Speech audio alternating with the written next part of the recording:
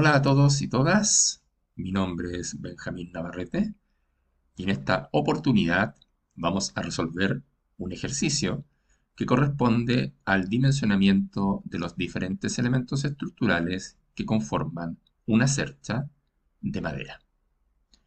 Acá se indican los diferentes datos que se van a requerir para la resolución de este ejercicio.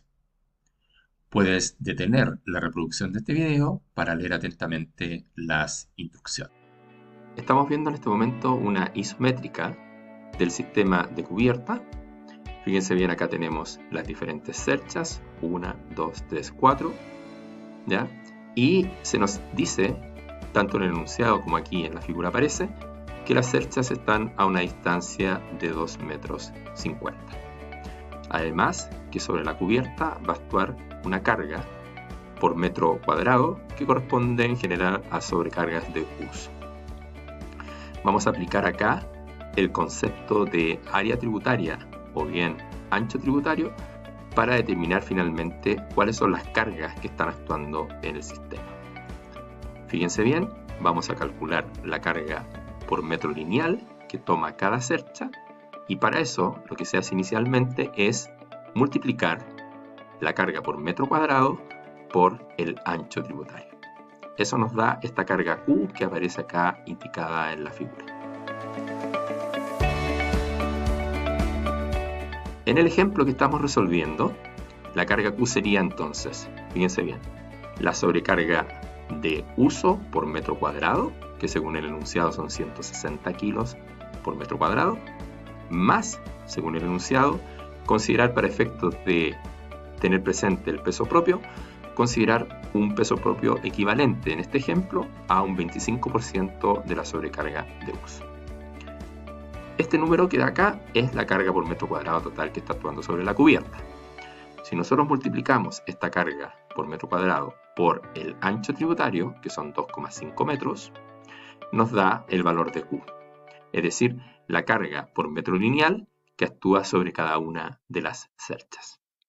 En este caso, el resultado es 500 kilogramos fuerza partido por metro lineal. Una vez que determinamos la carga por metro lineal, que son los 500 kilos, debemos determinar cada una de las cargas que actúan en cada uno de los nodos de este reticulado. Fíjense bien, tenemos un par, el par derecho, tenemos el tirante inferior, tenemos el pendolón, tenemos las diagonales, tenemos los montantes. Dos cosas importantes. Para efectos de cálculo de los diferentes elementos, estos se consideran biarticulados en cada uno de los nodos, es decir, articulado aquí y articulado acá. Y así todos los elementos. ¿Qué significa esto? Que todos los elementos de la cercha trabajan a esfuerzos normales, ya sea de compresión o tracción. No existen, por tanto, esfuerzos de flexión y esfuerzos de corte. En segundo lugar, mencionar que esta barra BG y esta barra EH para este ejercicio en particular no existen. Más adelante voy a grabar un video en que consideraré estos dos elementos como parte de la cercha para ver cuál es la diferencia en los esfuerzos que se movilizan o desarrollan en cada uno de los elementos y en el dimensionamiento final, ¿ya? Por ahora, estos dos elementos no existen. Para determinar la carga P que actúa en cada uno de los nodos, fíjense bien, recordemos que la carga por metro lineal son 500 kilogramos fuerza. Fíjense bien, para determinar la carga P que actúa en cada uno de los nodos, entendiendo que esta cercha es simétrica, se hace de la siguiente forma. Tenemos la carga por metro lineal, fíjense bien, tenemos la luz. Si yo multiplico U por L, lo que obtengo es la carga total que recibe cada una de las cerchas. Si yo esa carga total la divido por el número de nodos, me va a dar finalmente la carga puntual que actúa en cada una de ellos. Pero fíjense bien, aquí hay un tema importante. ¿Cuántos nodos tengo? Fíjense bien, 1, 2, 3, 4, 5. pero sabemos que este nodo va a tomar la mitad de la carga por un tema de ancho tributario, y este otro también. Entonces, en general, la fórmula es Q por L dividido por el número de nodos menos 1. Es decir, en este caso, debo dividir por 1, 2, 3, 3,5, 4. Tengo que dividir por 4. Si nosotros dividimos por 4, nos queda la carga por metro lineal, por L, que son 8 metros, dividido en 4, significa que en cada nodo actúan 1000 kilogramos fuerza, pero fíjense bien, en este y en este. En este actúa la mitad, es decir, 500 kilos, y en este otro actúa la otra mitad, 500 kilos. Acá tenemos representadas ya las fuerzas, fíjense bien, 500, 1000, 1000, 1000 y 500. Determinemos entonces las distintas fuerzas que actúan en cada una de las barras. Esfuerzos normales, de compresión o tracción. Cuando uno calcula reticulados, se considera que cada una de las barras está articulada, biarticulada, en cada uno de sus extremos. ¿Qué significa eso? Que las barras solamente trabajan a esfuerzos normales de compresión o bien tracción, pero no existen en las barras momentos flectores ni esfuerzos de corte. Lo primero que tenemos que hacer si nosotros queremos determinar la fuerza que toma cada barra es calcular las reacciones, es decir, las reacciones en cada uno de los apoyos, RI y RD. Para eso vamos a hacer sumatoria de fuerzas en el eje I, y fíjense bien, se me simplifica bastante en este caso dado que la cercha es simétrica, ¿ya? Por lo tanto, con la ecuación de sumatoria de fuerzas en I va a ser suficiente para determinar las reacciones. R sub I, es decir, la reacción izquierda, va a ser igual a todo lo que baja, ¿no? A todas las cargas gravitacionales. Entonces tenemos, fíjense bien, 500 más 3 por 1000 más 500, eso es toda la fuerza que baja, dividido en 2 porque son 2 los apoyos. Eso nos da que tanto la reacción izquierda como la reacción derecha tiene un valor de 2000 kilogramos fuerza. Determinadas las reacciones RI y RD, vamos a comenzar a determinar ahora la fuerza que toma cada barra. Para ello vamos a comenzar con el nodo A. Acá tenemos representadas las distintas fuerzas, y aquí es importante mencionar lo siguiente: siempre se debe comenzar por un nodo en que el número de incógnitas que tú tengas sea a lo más 2. Ello porque contamos con solo dos ecuaciones, sumatoria de fuerzas en X y sumatoria de fuerzas en Y. En el nodo A, fíjense bien, tenemos la fuerza que actúa en la barra AB. Vamos a suponer que esta barra está comprimida, es decir, las fuerzas concurren a los nodos. Por lo tanto, cuando yo represento esa fuerza, la tengo que marcar, en este caso, hacia abajo, porque esta fuerza de compresión se acerca al nodo, ¿no? Y sigue hacia abajo. Y esa fuerza le llamamos AB.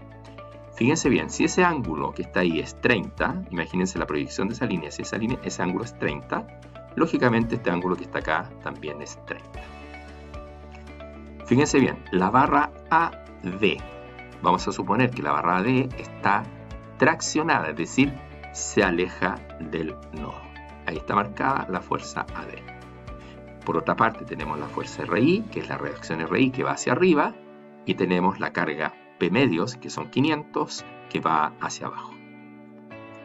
Si realizamos sumatoria de fuerzas en I, fíjense bien, vamos a tener que seno de 30 grados por AB, es decir, la proyección de AB en el eje Y, más P medios, que también va hacia abajo, tiene que ser igual a la reacción R sub I que va hacia arriba, que en este caso es 2000.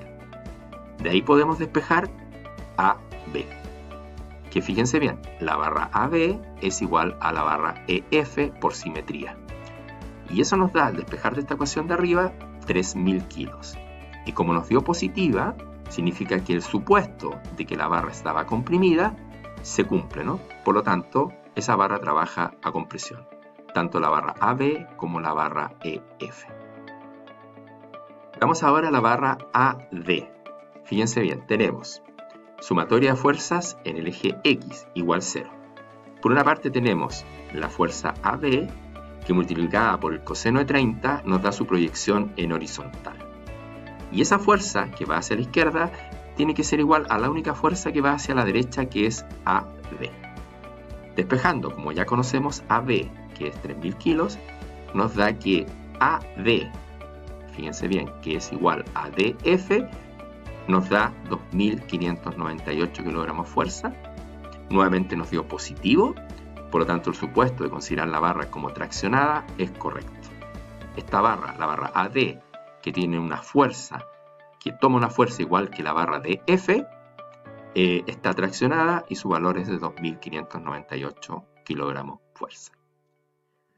Determinada la fuerza que toma la barra AB y la barra AD, veamos ahora y hagamos equilibrio en el nudo B. Fíjense bien, como ya calculé la fuerza que toma la barra AB, mis incógnitas son la barra BC y la barra BD. Por lo tanto, puedo hacer equilibrio en el nudo B. Representemos las fuerzas en este diagrama, ¿no? Fíjense bien, primero, la fuerza que toma la barra BD, vamos a considerar que está en compresión, es decir, se acerca al nodo. Por lo tanto, fíjense bien, aquí está pintada, ¿no? La fuerza BD, y este ángulo, fíjense bien, es 30 grados. ¿Por qué? Porque este es un triángulo isósceles. Fíjense bien, el punto G que aparece acá es el punto medio entre A y D. Por lo tanto, comparten cateto, estas dimensiones son iguales, por lo tanto este ángulo también es 30 grados. Después fíjense bien, la fuerza que toma la barra AB, que ya sabemos que está en compresión, por lo tanto se acerca al nodo. Se acerca al nodo y se aleja, ¿no? Y su valor es 3.000.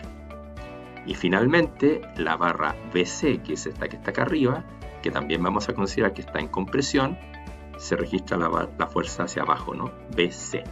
Este ángulo, también fíjense bien, este ángulo de aquí, que es 30, este ángulo aquí también es 30.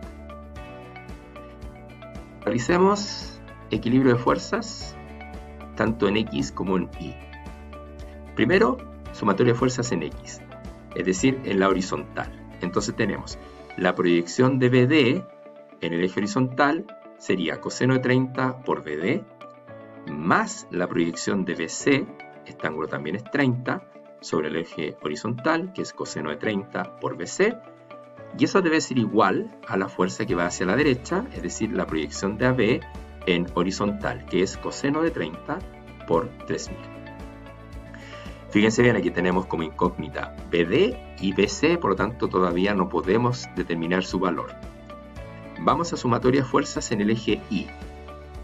Fíjense bien, la proyección de BD en el eje Y es seno de 30 por BD, más la proyección de AB en el eje vertical, que es seno de 30 por 3.000. Y esas dos fuerzas que van hacia arriba deben ser igual a la proyección de BC en el eje vertical, seno de 30 por BC, más la carga puntual que está actuando en el nodo, que es 1000. Esto nos da como resultado, resolviendo este sistema, que la barra BC, que es igual a la CE, toma una fuerza de 2.000 kilogramos fuerza y es de compresión. Y la barra BD, que es esta, la barra BD, que es igual a la barra DE, 1.000 kilogramos fuerza también en compresión. En ambos casos el valor fue positivo, por lo tanto el supuesto de considerarla en compresión es válido. Acá tenemos los valores, entonces conocemos AB, conocemos BC, conocemos BD, conocemos AD. La única fuerza que nos falta por determinar es la fuerza que toma el pendolón, que es este elemento vertical. Para determinar la fuerza que toma la barra CD, vamos a hacer equilibrio ahora en el nudo D o nodo D. Fíjense bien, acá tenemos la fuerza de la barra CD que se aleja del nodo, por lo tanto la estamos considerando como barra traccionada. Por otra parte tenemos, fíjense bien, AD, acá está la fuerza D, la fuerza DF, ahí está representada, y acá están representadas las fuerzas DE, de la barra DE, y de la barra BD, fíjense bien que como son compresión, ¿no es cierto?, se acercan al nodo y pasan hacia abajo, ¿no? DE, ahí está, pasa hacia abajo, y BD, que va hacia el nudo, pasa de largo, ¿no? Y ahí está representada la fuerza BD. En este caso, fíjense bien, bastará con hacer sumatoria de fuerzas en el eje Y igual 0. Tenemos seno de 30 por 1000 para la proyección de esta fuerza DE en el eje vertical, por 2, porque son dos fuerzas. Esas dos fuerzas que van hacia abajo van a ser igual a CD que va hacia arriba. Por lo tanto, aquí inmediatamente se determina CD y su valor es 1000 kilogramos fuerza, nos da positivo, por lo tanto, el haber supuesto que estaba traccionada es correcto. Por lo tanto, la barra CD estaría trabajando en tracción, al igual que la barra AD y la barra DF. Determinadas todas las fuerzas que actúan en cada una de las barras, hagamos un resumen. Fíjense bien, la barra AB y la barra EF, 3000 kilos compresión, BC, CE, 2000 kilos compresión, AD de F, 2598 tracción, BD igual de E, 1000 compresión, y la barra CD, 1000 kilogramos fuerza en tracción. Entonces, estos son los datos que vamos a utilizar para ir dimensionando cada una de las barras del sistema. Dimensionamiento de la cercha.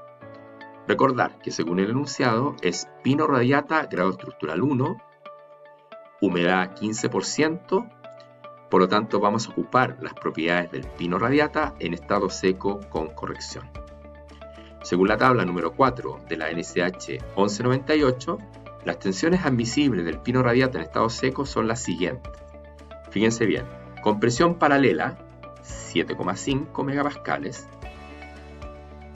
tracción paralela para las barras que están trabajando a tracción 5 megapascales y módulo elasticidad, que lo vamos a tener que utilizar para las barras que trabajan en compresión cuando evaluemos condiciones de inestabilidad, 10.000 megapascales. Por lo tanto, esa información la registramos acá: compresión paralela 75, tracción paralela 50 y módulo de elasticidad 100.000 kilos partido por centímetro cuadrado.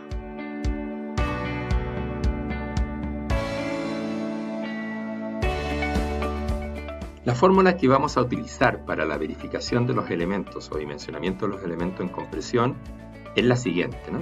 La tensión de trabajo en compresión paralela va a ser menor o igual que la tensión de diseño considerando efectos o condiciones de inestabilidad, ¿no?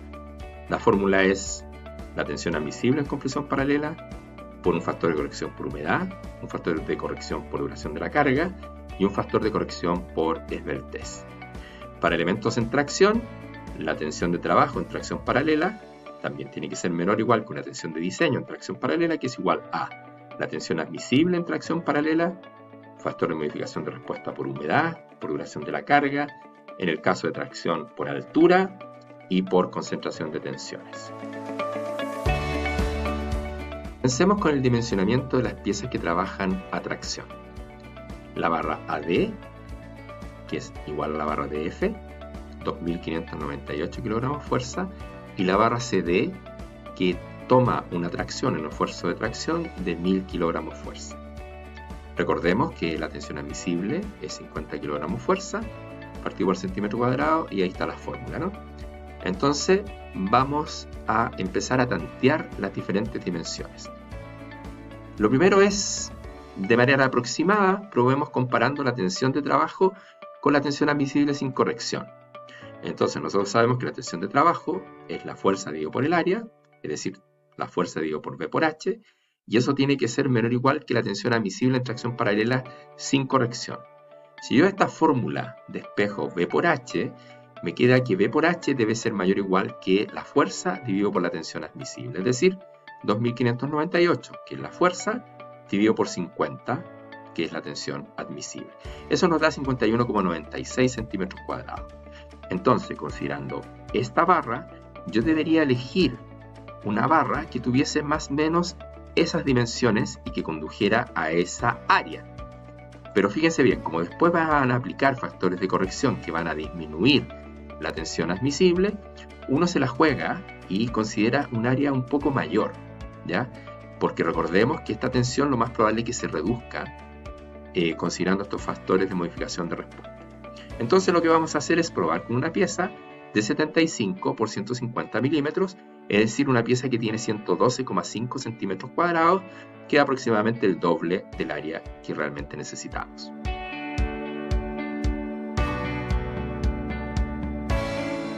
Lo primero que vamos a determinar, según la fórmula, F sub Tp ya la conocemos, es K sub H, es decir, la corrección por humedad. En este caso, una pieza que tiene un determinado porcentaje de humedad, que es del orden de un 15%, para calcular el K sub H es esta fórmula, 1 menos la humedad de equilibrio menos 12 por delta R. En este caso, el delta R para el K sub H en tracción, fíjense bien, es este valor que está acá. ¿No es cierto? Pino radiata, tracción paralela, el delta R es 0,0250. Por lo tanto, si uno reemplaza acá 15 menos 12, que da 3, multiplicado por delta R, que es 0,025, 1 menos eso, nos da 0,925 el K sub H correspondiente a tracción paralela.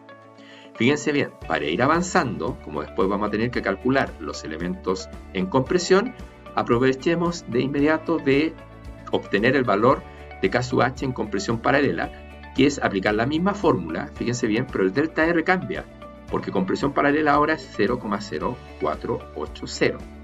Eso nos da un valor de 0,856 del K sub H en compresión paralela. Y también vamos a calcular inmediatamente el K sub H para flexión. Fíjense bien, moro elasticidad, por lo tanto el delta R es 0,0170.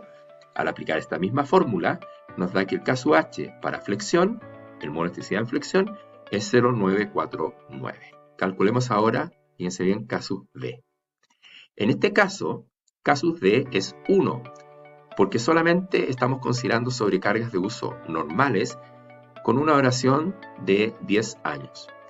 Si en el enunciado se nos hubiese indicado que la duración de la carga era, por ejemplo, 3 meses, lo que hubiésemos tenido que hacer es llevar esos 3 meses tiempo a segundos, es decir, 3 por 30 días, por 24 horas, por 3600, y reemplazar en esta fórmula para calcular el K sub D.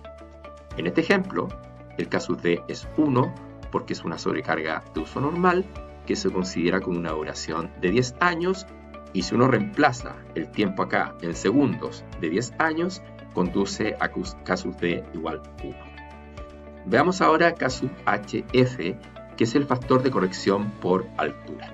En este caso, la altura es 15 centímetros y la fórmula que aplica es esta, ¿no? Que aplica siempre y cuando h sea mayor a 90. Si h es menor o igual a 90, K sub HF es 1. En este caso, la altura es 15 centímetros, 150 milímetros, mayor que 90, por lo tanto aplicamos esta fórmula, 90 dividido por 150 elevado a 0,2, nos da que K sub HF es 0,9029. Finalmente, el valor de K sub CT, fíjense bien, de acuerdo al enunciado, son placas dentadas que van a conducir a perforaciones menores, las que se están utilizando para conectar los diferentes elementos. En este caso, como son perforaciones pequeñas y uniformemente distribuidas, como clavos o dientes de estas placas dentadas, el K sub CT, que tiene que ver con concentración de tensiones, es de 0,8. Fíjense bien, si hubiésemos tenido perforaciones mayores, por ejemplo pernos, 0,7 o conectores de anillo, 0,5. En este caso es 0,8. Estamos en condiciones de calcular la tensión de diseño y compararla con la tensión de trabajo, ¿no? Fíjense bien, la tensión de trabajo entonces es la fuerza dividido por el área. Estamos chequeando la barra AD o bien DF, cuya fuerza es de tracción 2.598 kilogramos fuerza. Dividido por el área, que son 112.5, nos da una tensión de trabajo de 23,09 kilogramos fuerza partido por centímetro cuadrado. La tensión de diseño en tracción paralela va a ser la tensión admisible, 50, por K sub H, 0,925, por K sub D, 1, corrección por altura, 0,9029, concentración de tensiones, 0,8. Nos da una tensión de diseño de 33,41, que es mayor que la tensión de trabajo, por lo tanto la pieza verifica. En resumen, el tirante inferior de la cercha, ¿no es cierto?, va a quedar dimensionado o diseñado con una pieza de 75 milímetros de ancho por 150 milímetros de altura. Podríamos repetir esa misma solución en el pendolón, que también está traccionado, es decir, 75 por 150, pero fíjense bien, la fuerza que tiene que resistir la barra CD es muy menor, ¿no? Es 1000 kilogramos fuerza. Por lo tanto, lo que podríamos hacer es considerar una escuadrilla un poco más pequeña, pero siempre respetando el espesor de la pieza para que todas las piezas estén en el mismo plano y podamos colocar y conectar cada pieza con estas placas dentadas. Eso es lo único que tendríamos que respetar. Entonces, mantenemos el espesor, pero modificamos la altura.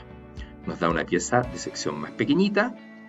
Fíjense bien la tensión de trabajo, dado que son 1000 kilos, dividido por esta área, nos da 13,33, que es menor que la tensión de diseño, que es 33,41. Es decir, esta pieza verifica. Entonces, podríamos optar por disponer en la barra CD o la barra CD con una escuadrilla de 75 por 100 milímetros. Veamos ahora las barras que están trabajando a compresión. Acá está el resumen. Todas estas barras que acá aparece compresión son las que están comprimidas. Ahí hay un breve resumen, ¿no? Y fíjense bien, la barra más desfavorable, es decir, la que toma la mayor fuerza, es la barra AB y la barra EF. Y esta es la barra, considerando que es la mayor fuerza, es la que nosotros vamos a dimensionar, y la solución que obtengamos la vamos a repetir en el resto de elementos que trabajan a compresión. Recordemos la fórmula: tensión de trabajo menor o igual que la tensión de diseño, considerando condiciones de inestabilidad. Recordemos que K sub H ya lo habíamos determinado y que para el caso de compresión paralela era 0,856. En el caso de corrección para el módulo de elasticidad era 0,949 y que el valor de K sub D era igual a 1. Por lo tanto, nos falta solamente determinar K sub lambda. El valor de K sub lambda se determina con esta fórmula: K sub lambda igual a menos raíz cuadrada de a cuadrado menos b. ¿Qué es lo que es a y qué es lo que es b? Fíjense bien, acá están las fórmulas. Y esto es lo que yo voy a ir explicando, ¿no es cierto?, cómo se va determinando cada una de las variables que la fórmula pide, ¿no? Estos son valores auxiliares, a y b, para que esta ecuación, ¿no es cierto?, se vea más simple, ¿no? Entonces, fíjense bien, lo primero que vamos a hacer es partir por calcular F sub CE, que es 3,6 por el E de diseño, ¿ya? ¿Qué es lo que es el E de diseño? El E de diseño es el módulo de elasticidad, que son los 100.000 kilogramos fuerza partido por centímetro cuadrado, corregido por solo humedad. No se corrige por otro factor de modificación de respuesta. Por lo tanto, sería los 100.000 por 0,949. En el caso de la esbeltez es un factor de luz efectiva por el largo del elemento partido por el radio de giro mínimo, que es una propiedad geométrica de la sección. En el caso del valor de K, fíjense bien, columnas biarticuladas, que es el caso, ¿no?, de cada una de estas barras, el K es 1. ¿Cuál es el valor de L? Es decir, de la longitud de la barra AB. Bueno, aplicando coseno de 30, fíjense bien, coseno de 30 es el cateto adyacente, que esto es 2 metros, dividido por la hipotenusa, que le hemos llamado L. Por lo tanto, resolviendo nos da que L, es decir, la longitud de la barra AB, es 2,31 metros. El radio de giro mínimo corresponde a la inercia mínima partido por el área raíz cuadrada. La inercia mínima en este caso es BH cubo partido por 12, siendo H la menor dimensión de la pieza. Como la pieza tiene 15 por 7,5, el 7,5 que elevado al cubo dividido en 12 nos da el valor de la inercia mínima, que sería 527,34 centímetros a la cuarta. Como el área es 15 por 7,5, dividiendo y sacando raíz cuadrada, nos da que el radio de giro mínimo es 2,165 centímetros. Estamos entonces en condiciones de calcular la esbeltez, es cosa de reemplazar los valores que acabamos de determinar, y nos da que la esbeltez es 106,7, valor a dimensionar. Ojo, tener cuidado aquí que el valor de L se ingresa en centímetros, dado que el radio de giro también está en centímetros. Estamos en condiciones entonces de calcular F sub CE. Primero vamos a calcular el módulo de elasticidad de diseño, es decir, corregido por humedad. 100.000 por 0,949 nos da 94.900. Reemplazando, fíjense bien, tenemos 3,6 por este módulo de elasticidad de diseño, dividido por la esbeltez al cuadrado, nos da que F sub CE es 30 kg fuerza partido por centímetro cuadrado. Si miramos la fórmula para calcular el valor de A, nos pide F sub CP de diseño, que es la tensión admisible en compresión paralela, corregido por K sub H y corregido por K sub D. Yo acá no puse K sub D, porque en este caso K sub D es 1, pero recordar que el F sub CP de diseño contempla K sub D. ¿Qué nos está faltando para poder calcular A y calcular B? La constante de proporcionalidad. Para ello recurrimos a la siguiente tabla, la 17 de la NSH 1198, que en este caso es pino radiata grado estructural 1. Acá estamos, ¿no? Por lo tanto, la constante es 0,85. Si nosotros ahora reemplazamos en estas fórmulas, fíjense bien, nos da que el valor de A es 1,009758 y el valor de B es 0,549752. Por lo tanto, el K sub lambda, reemplazando, nos queda igual a 0,3243. Es decir, vamos a castigar la resistencia del orden de un 67-68%, dado que esta pieza es muy esbelta, ¿no? Y eso conduce a que el castigo que tengamos que aplicar sea mayor para evitar que esta pieza vaya a fallar por inestabilidad. Estamos en condiciones de calcular la tensión de diseño para compararla con la tensión de trabajo. Fíjense bien, la tensión de trabajo son los 3.000 kilos que actúan en la barra AB dividido por el área, la escuadrilla 75 por 150, recordemos, eso nos da 112.5. La tensión de trabajo es 26.67. Veamos la tensión de diseño. Tensión admisible, 75. Corrección por K sub H, 0,856. K sub D, que es 1. Y K sub lambda, 0,3243. Eso nos da una tensión de diseño de 20.82, que es menor que la tensión de trabajo, o dicho de otra manera, la tensión de trabajo es mayor que la tensión de diseño, por lo tanto la pieza no verifica. ¿Qué debemos hacer? Como la pieza no verifica, implica que debemos aumentar la escuadrilla. Pero recordemos, manteniendo el espesor. Entonces en este caso vamos a pasar a una pieza de 75 por 150 a una pieza de 75 por 200. Fíjense bien, si yo recalculo la tensión de trabajo considerando esta nueva área, me da 3.000 dividido por 150, me da 20 kilogramos fuerza partido por centímetro cuadrado. Y ese valor, fíjense bien, es menor que la tensión de diseño, que es 20.82, por lo tanto la pieza verifica. Alguien podría decir, sí, pero con estas nuevas dimensiones usted debería recalcular el K sub lambda. Sí, pero lógicamente al tener una pieza que es más robusta, el K sub lambda me va a dar mayor.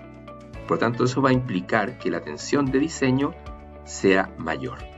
Es decir, con mayor razón voy a concluir de que la pieza, siendo 75 por 200, verifica. Si este valor me hubiese dado, por ejemplo, 23, ahí yo me cuestiono y digo, bueno, me da 23, voy a ir a recalcular la tensión de diseño para ver si me da mayor que 23. Pero como me dio inmediatamente la tensión de trabajo menor que esta, no tengo que recalcular nada. La conclusión es inmediata. Por lo tanto, la escuadrilla de la barra AB es de 75 por 200. Hagamos un resumen final, el dimensionamiento final. Acá está la tabla. Fíjense bien, la barra AB, que es igual a la barra EF, 75 por 200. la barra BC-CE, que toma 2000 kilos, las mismas dimensiones, porque lo lógico es utilizar en todo este par la misma escuadría. Después tenemos la barra AD y la barra DF, que están traccionadas, que determinamos que la sección era 75 por 150. La barra BD y DE, que está sometida a 1000 kilos en compresión, fíjense bien, 75 por 150, pero esa barra toma mucho menos fuerza. Fíjense bien, la barra BD toma 1000 kilos versus los 3000 que nosotros estamos considerando en el cálculo, ¿ya? Por lo tanto, si yo tomo los 1000 y lo divido por una escuadría más chiquitita de 75 por 150, me da una tensión de trabajo de 8,89, que es menor a la tensión de diseño, que es 20,82. Es decir, podemos reducir las dimensiones de la barra BD y de la barra DE a 75 por 150. En el caso del pendolón, la barra CD, fíjense bien, la escuadría que nosotros determinamos para la barra AD es de 75 por 150 y la fuerza son 2598. Y la barra CD solamente hay una fuerza de 1000. Por lo tanto, habría que corregir, ¿no? Por ejemplo, probar con un 75 por 100, ¿ya? Lo más probable es que estas dimensiones cumplan, pero habría que verificarlas. Este es el dimensionamiento final de la cercha. Si se fijan, todas las piezas tienen el mismo espesor, 3 pulgadas y distinta altura. Hagamos una síntesis. Se ha explicado el concepto de áreas tributarias para la determinación de las cargas que actúan en el sistema, en este caso en una cercha. Se ha explicado el método del equilibrio de nudos para determinar las tensiones normales en cada una de las barras del reticulado. Se ha explicado el método de verificación de elementos estructurales conocido como método clásico, en compresión y tracción axial. Y finalmente es importante hacer notar que los ejercicios aquí presentados y su resolución han sido preparados exclusivamente con fines académicos, por lo tanto no pueden ser referenciados en la práctica y ejercicio profesional. Muchas gracias.